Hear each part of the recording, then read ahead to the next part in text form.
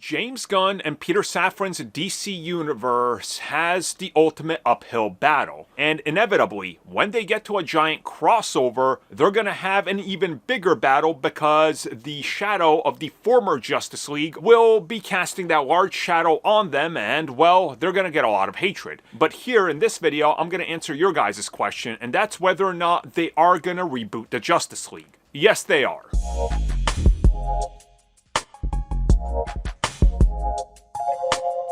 So just for clarification, I'm actually releasing this video after the release of Superman, and this is a second version of it.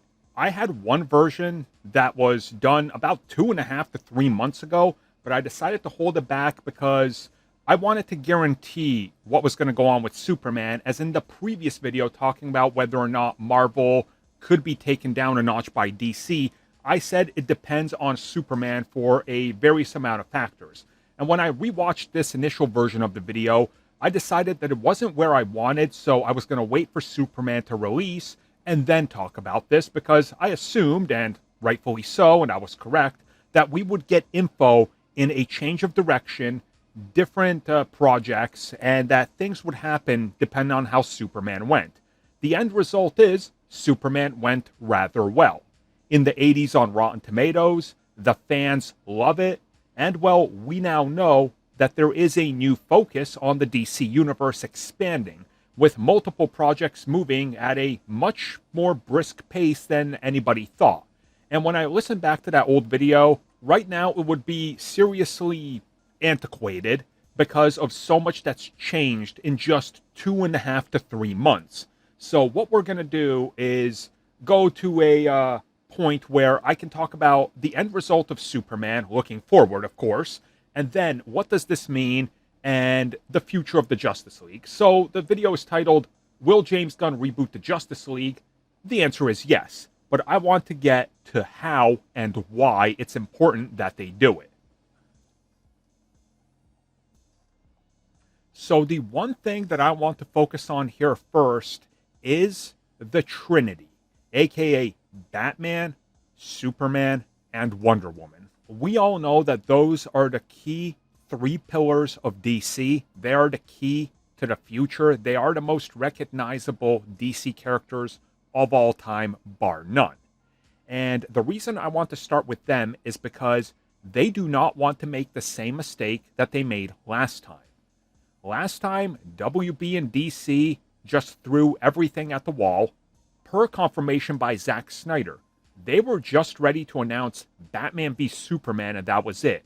When they told him, here's the slate, here's the tentative years you're going to release these, and yeah, get to it. And even he, along with others, questioned this entire scenario, such as Jeff Johns. But they said, get out there, we'll figure it out when we get to it.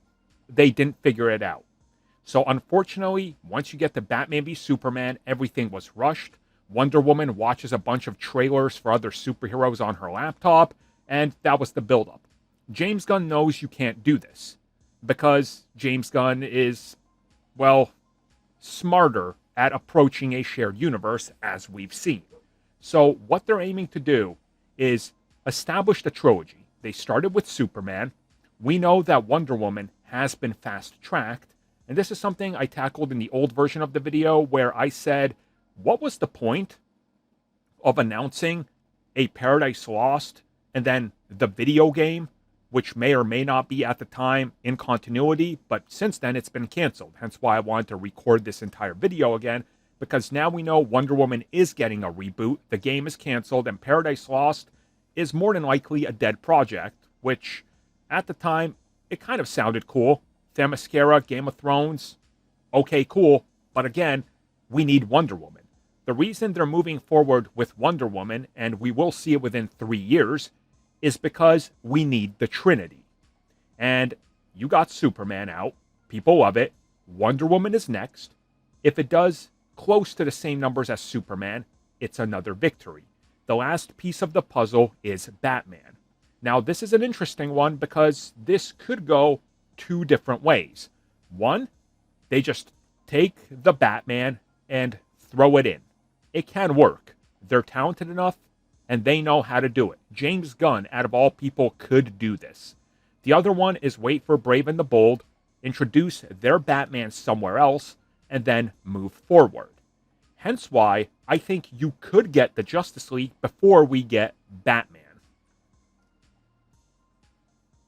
So, in my opinion, one of the smartest things that they're doing with Brave and the Bold is saying Batman is a decade plus into his career.